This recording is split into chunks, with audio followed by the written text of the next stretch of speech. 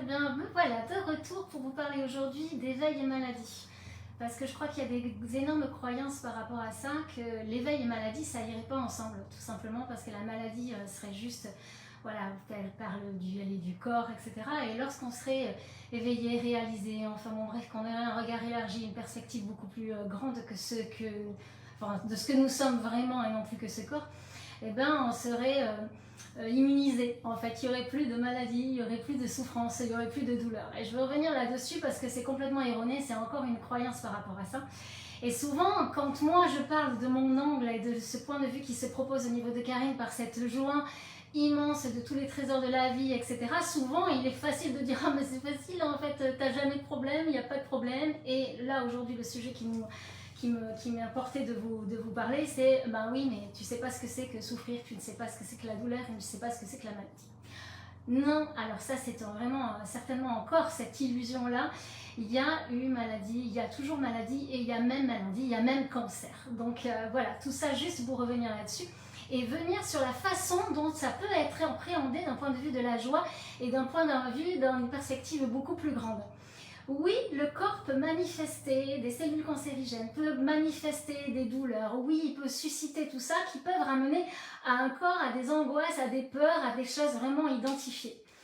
Et malgré tout, on sait que tout est là, tout est joyeux. Et alors, en fait, comme je vous disais, quand je vous parlais de plusieurs stades de l'éveil, on pourrait voir la maladie aussi sous cet aspect-là. Quand je vous disais qu'en fait, il y avait oh, je suis victime, ah, c'est à moi que ça arrive, mince, et pourquoi en fait j'ai une maladie, pourquoi je souffre, et pourquoi j'ai cet accident, et pourquoi j'ai cet cancer, et pourquoi je suis, ah, ça arrive à moi. Là, il y a une complètement séparation, c'est ce que je vous disais. Puis après, par moi, en fait, je me crée ça quelque part. Donc on recherche, il m'a laissé des maladies, voilà pourquoi, et il y aurait ceci, cette problématique, et si cet organe est touché, c'est que là, et allez, on va se dire, on repart dans les histoires, on se raconte encore quelque chose et tout ça.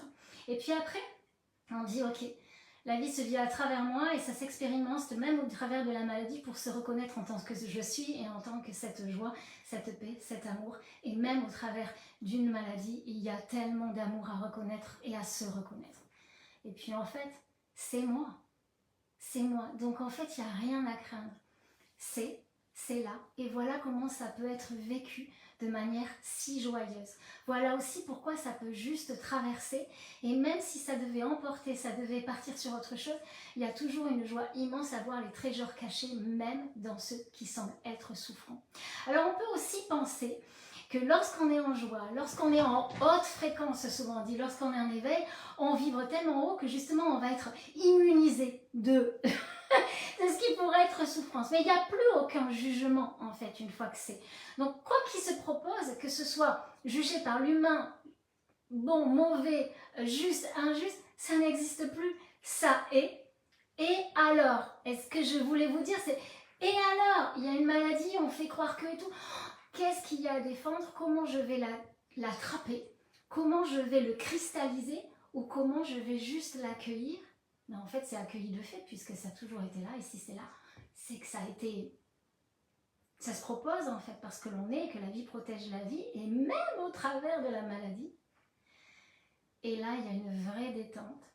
Et ça se laisse porter par ces élans de ce qu'il y a à faire ou pas, que ce soit à la fois dans ce monde relatif avec des choses, des protocoles et des trucs à faire au niveau médical, etc. Ou à la fois beaucoup plus tranquille, sans se laisser emporter, avec cette confiance dont je vous parle toujours et cette joie qui est et qui demeure malgré tout. Donc je voulais vous parler sur le fait que c'est souvent erroné de croire que quand il y a éveil, réalisation, ou que voilà, on est dans ce point de vue spirituel avec ces hautes fréquences, on va s'immuniser de tout ce que la vie propose de négatif, parce que ça c'est juste un jugement et une projection humaine, où on va juste accueillir tout ce qui se passe et se laisser complètement traverser et goûter. Voilà, donc je voulais vous dire juste aujourd'hui, eh ben, si le corps de Karine manifeste des petites cellules pas super bien, soi-disant, etc., c'est malgré tout vécu hyper joyeusement. Ce n'est pas la première fois, ça ne sera pas la dernière, c'est toujours comme ça.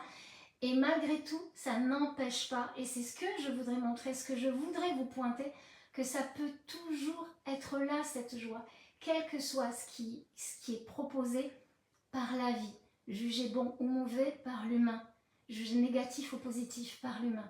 plus aucun jugement, c'est fait avec, on se laisse traverser, on se laisse goûter et c'est joyeux. Voilà pourquoi la joie demeure, a toujours été là et c'est juste se rendre compte de ça.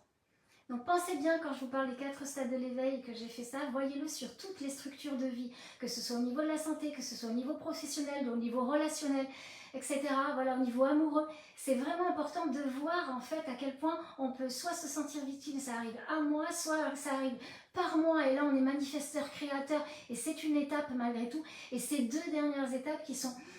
ça arrive à travers moi, ok ça se vit et c'est moi, donc waouh, je me laisse porter, je me laisse dans le flot et dans le flot de la vie, malgré tout il y a tous ces hauts, ces bas qui font vivre ces émotions dans la matière et c'est joyeux de vivre ces émotions dans la matière parce qu'il n'y a plus qu'à se laisser porter sachant qu'on ne craint rien et c'est à ça que je voudrais vous amener. Et je vais reprendre vraiment les lundis d'Amanda. J'ai pas envie de parler de satsang ou de choses comme ça. Pour moi, ce sera vraiment les lundis d'Amanda pour voir sous une perspective beaucoup plus grande et sur cette perspective de la joie, puisque c'est ce qui caractérise en fait ce qui se vit au travers de Karine, tous les aspects de la vie qui pourraient vous sembler un petit peu problématiques, crispés, cristallisés dans votre matière, faire ces petits nœuds malgré tout énergétiques qui vous empêchent de voir que tout ça est fluide. Je vous embrasse du fond du cœur. Je vous aime bien évidemment. Je nous aime. Voilà, n'ayez peur de rien, ne craignez rien, voyez à chaque fois de merveilleuses occasions de vous découvrir en tant que personnage et surtout, parce que c'est vrai, on se découvre aussi en tant que personnage avec ses schémas, ses programmes et tout ce qui en fait continue malgré tout de voir mais qui n'est plus que observé et en même temps en étant complètement détaché. Donc voilà comment on dit souvent, je suis libérée de tous les attachements terrestres, je retrouve ma divinité, la divinité qui est en moi se vit au travers de l'humain que je suis. Je vous aime. Ciao, ciao.